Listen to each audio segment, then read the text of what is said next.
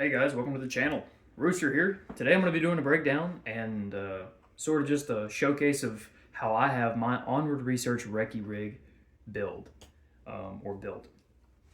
So starting things off pretty strong.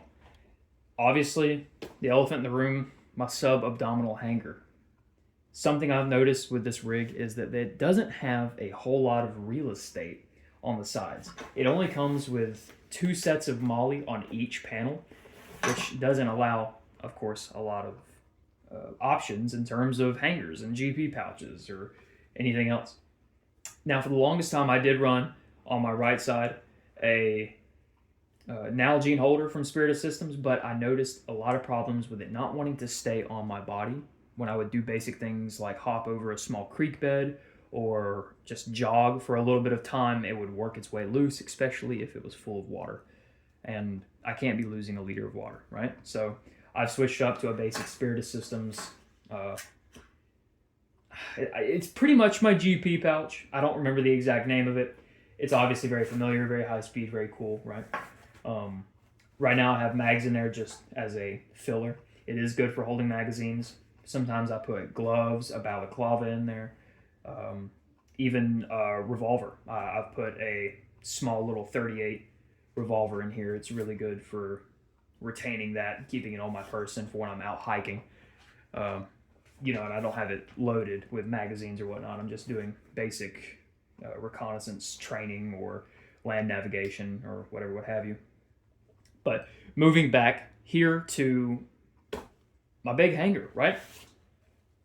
I wanted a lot of space and a lot of real estate to have the capability to have stuff, if that makes sense. Now, I don't pack my stuff all the way to the gills because I like being able to just stuff things in there, whether I have to, stuff gloves in there or stuff, like a balaclava in there.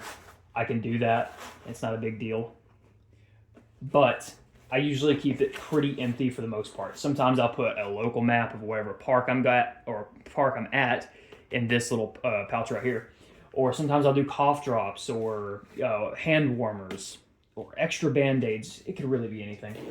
Now, in the main pouch, I have a map of my area. This is a USGS style map.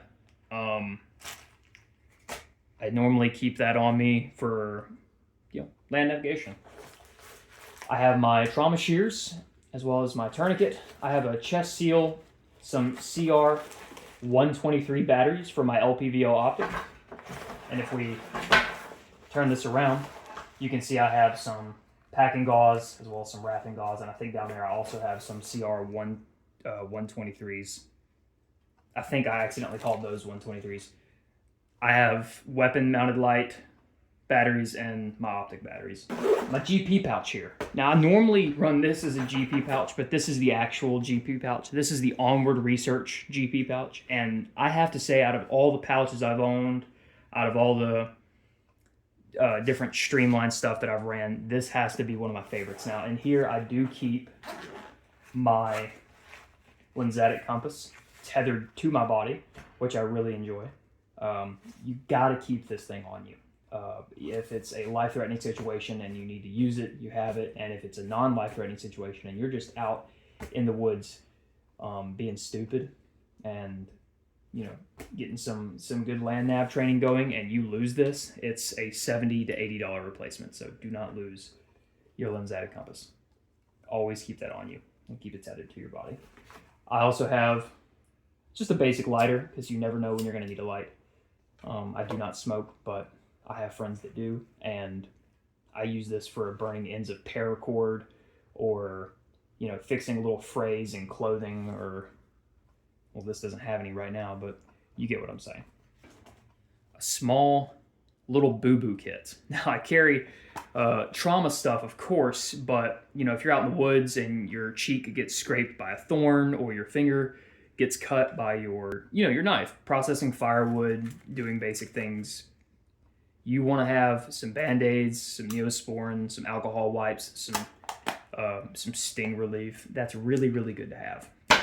Moving on to my magazine pouches. Now, because it doesn't have a whole lot of real estate on the sides, I have converted one of my mag pouches here to my Baofeng radio, and I've done this for 2 reasons. One, having it over here gets very aggravating because it always scrapes the arm strap to my rucksack and gets in my way consistently, and having it here keeps it very close to my body, keeps it from slapping around everywhere. I like it here a lot. And I still have plenty of magazines because this is a double stack mag pouch. You can have 2 5.56 mags per pouch or 1 7.62 mag. Of course, I have trimmed the excess fabric that they give you here. It usually sticks out to here and kind of folds over a bit, but I've noticed that when trying to re-index your magazines, that gets to be a real pain. So I did take my shears and just give that a little snip. So it runs really good now. I like it that way.